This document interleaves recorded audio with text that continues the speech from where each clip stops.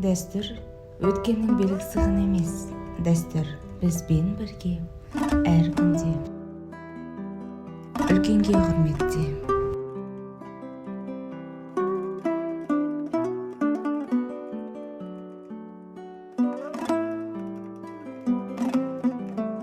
Атасының немересіне деген ықыласында.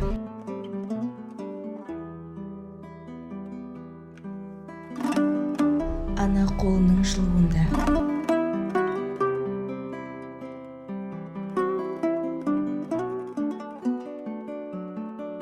Баланың алғашқы қадамында.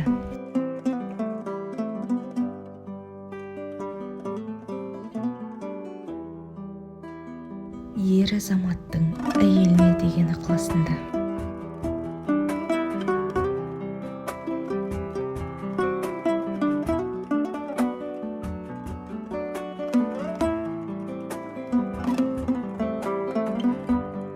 Дәстүр бұл біз әр үйде, әр жүректе, әр күн.